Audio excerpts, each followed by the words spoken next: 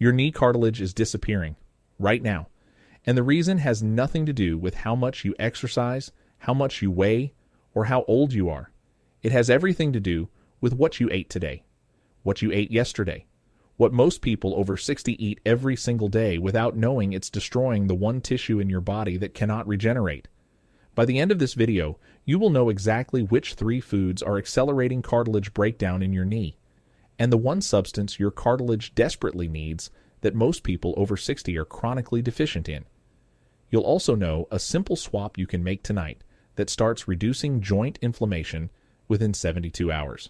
Comment below, do you have more pain in your knee in the morning or the evening? Subscribe. Next week, I'm covering the one supplement that has actual clinical evidence behind it for cartilage repair. Not glucosamine, something most doctors have never heard of. Here's the first thing you need to understand. Cartilage has no blood supply. We talked about this before. The only way cartilage gets nutrients is through the joint fluid, through compression and decompression when you move. But here's what nobody tells you about joint fluid after 60. Its composition changes. The concentration of anti-inflammatory compounds in joint fluid drops significantly. The concentration of inflammatory cytokines, molecules that actively break down cartilage, increases.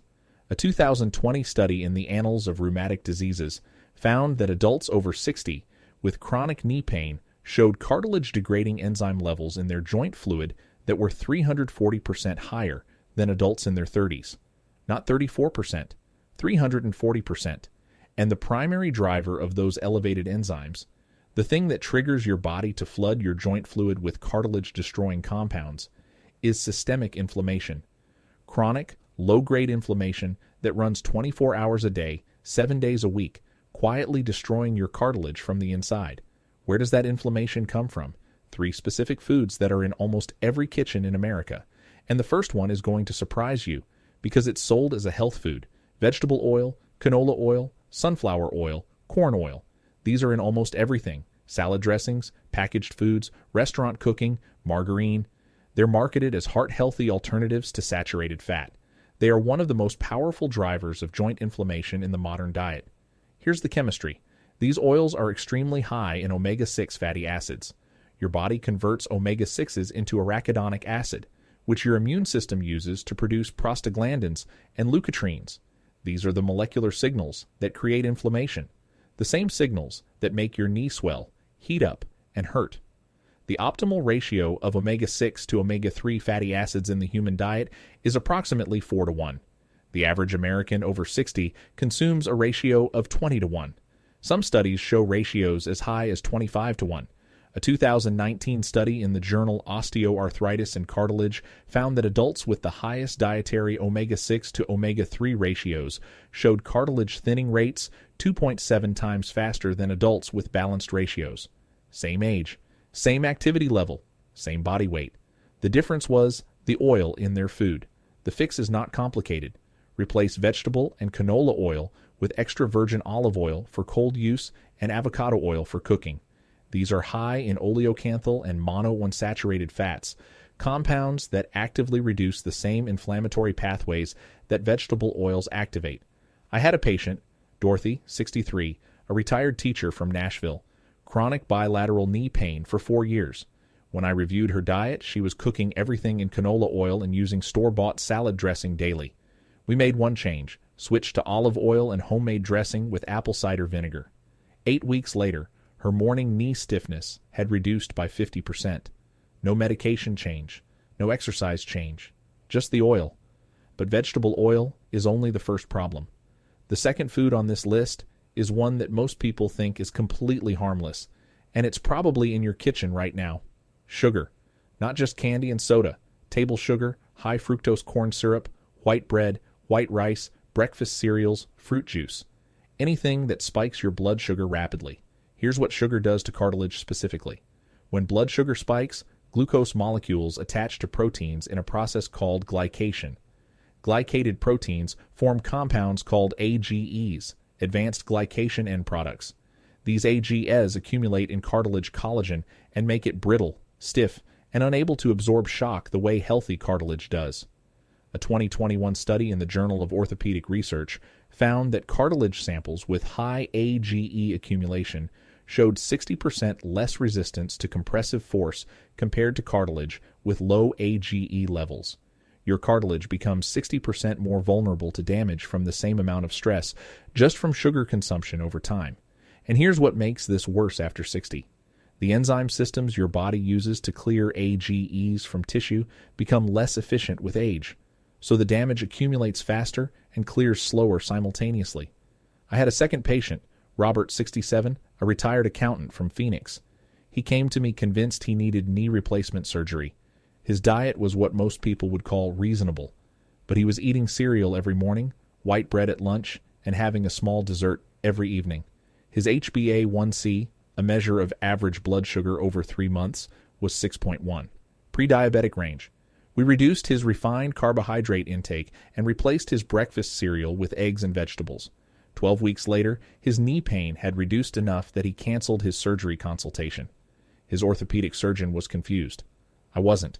Stay with me. The third food on this list is the one that shocked me the most when I first saw the research, because it's something most people over 60 are actively told to consume more of, and it's making their cartilage worse.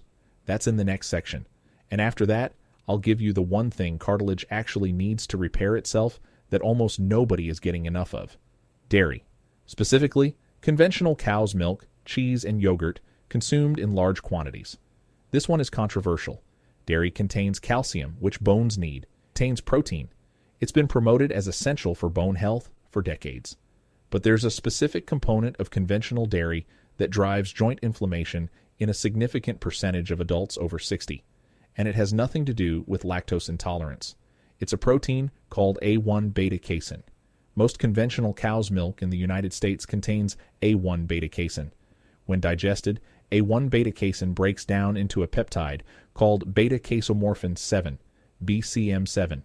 BCM7 triggers inflammatory responses in the gut lining, and when the gut lining becomes inflamed, systemic inflammation increases, including in the joints. A 2017 study in the European Journal of Nutrition found that adults who switched from A1 dairy to A2 dairy, milk from certain breeds of cows that don't produce A1 beta-casein, showed significant reductions in inflammatory markers, including CRP and IL-6, within 14 days. I'm not telling you to eliminate dairy. I'm telling you to pay attention to how your knees feel 24 to 48 hours after you eat a significant amount of conventional dairy. For about 30% of my patients, over 60, reducing conventional dairy intake produces measurable reduction in joint pain within 2 weeks. The alternative, a 2-milk, goat's milk, or sheep's milk, provides the same calcium and protein without the A1 beta-casein that drives the inflammatory response. Now here's the other side of this equation. Removing the inflammatory foods addresses one half of the problem. The other half is giving cartilage what it actually needs to repair. Cartilage is made primarily of type 2 collagen and proteoglycans.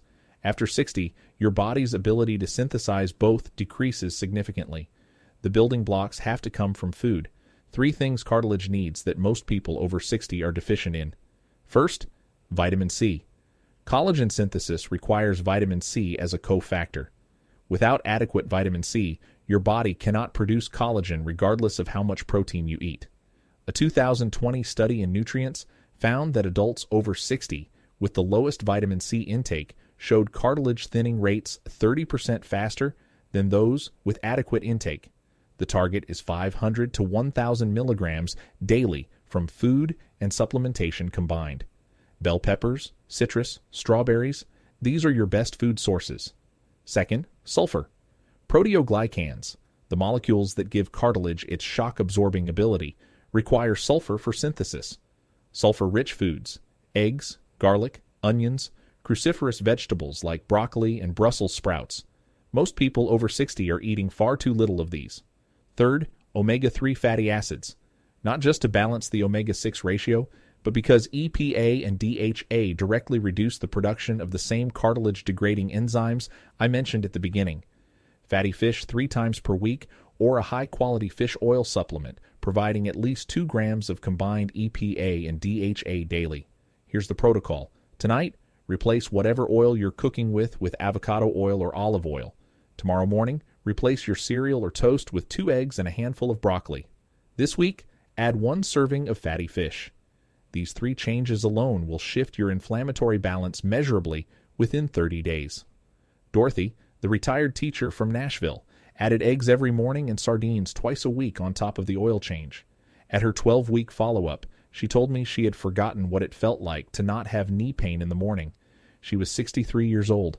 340% more cartilage-destroying enzymes in your joint fluid after 60. Cartilage 60% more vulnerable to damage from sugar. 2.7 times faster cartilage loss from the wrong oil ratio.